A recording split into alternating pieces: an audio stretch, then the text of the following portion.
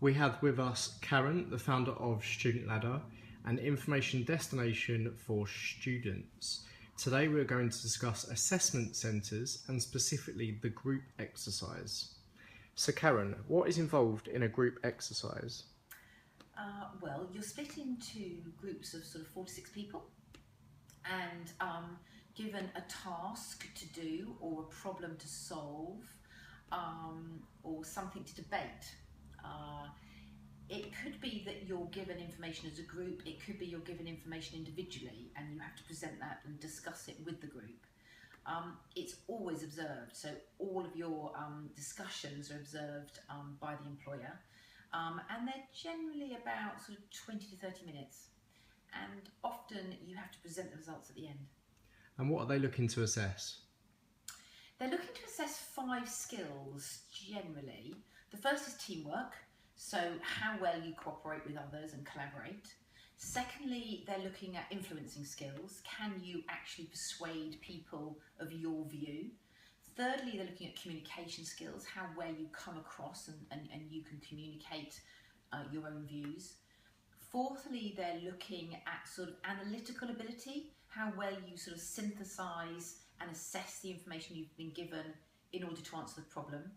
And finally, they're looking at commercial awareness. And generally these scenarios are a sort of business problem or issue, and it's in a particular context. So how well you remember the business objectives.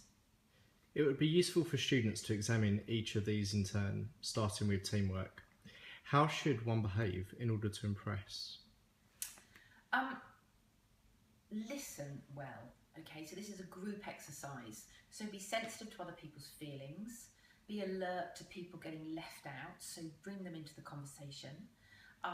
If someone comes up with a good idea, then congratulate them on that and build on that idea. Don't assume that you have to dominate or you have to have all the ideas. You obviously do need to contribute, but you need to do that with the rest of the group. That is really useful. So what about problem solving? Use the information you've been given, really. Stay focused on the issue, and I suppose what they're trying to see if you can sort out the relevant from the irrelevant facts. So you need to use the information that to address the issue. And communication? Don't dominate and don't overtalk people, which is a common mistake. You need to be logical, you need to be succinct, don't ramble and don't keep repeating the same point over and over again. Don't get argumentative, don't get emotional. I've seen people get very defensive. Don't do any of that. Demonstrating your influence sounds like a lot of work and quite tricky. What do you suggest? Yeah, it isn't the easiest one, I suppose. Try and steer the discussion. So often these discussions go off course a little bit. Try and bring it back on track and try and get some of your ideas or recommendations accepted by the group. Obviously you need to contribute some of it your own. So that would be my best suggestion there. And what about commercial awareness? You need to remember the business objectives you're given, and you need to remember the context. I've seen a lot of these group exercises almost completely forget about the task in hand, the business that they're literally working within.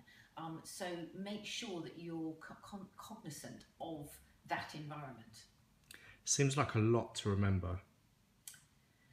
Yes and no. It's not as daunting as you see fit. In fact, it could be quite enjoyable. It's generally not something that's necessarily competitive. A lot of employers recruit to a standard, so you're not necessarily competing against the people in your group. What I would also say is if you simply get on with people, so collaborate, and stay focused on what you've been given to do, you'll be fine. You mentioned that the group has to present the results. Could you tell us a bit more? Yes, so you need to discuss at the end who is going to present, and I would suggest that you volunteer to do at least some of it. The most important thing here is you stick to the time you're given. I've seen things go hopelessly wrong.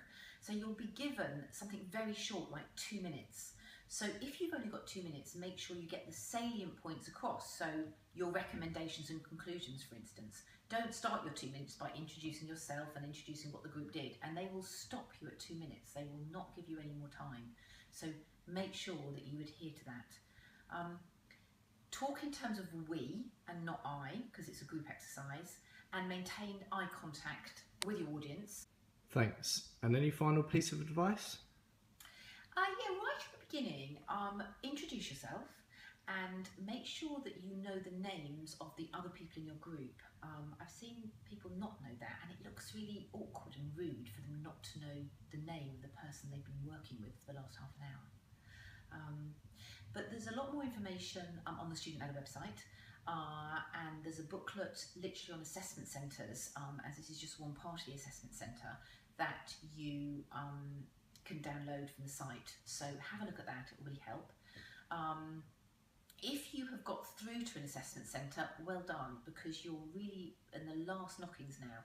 They normally recruit 1 out of 3 students, so well done. Have a look at some of the others from the series, and if you like this one, give us a thumbs up. Subscribe to Twitter or Facebook for more regular updates.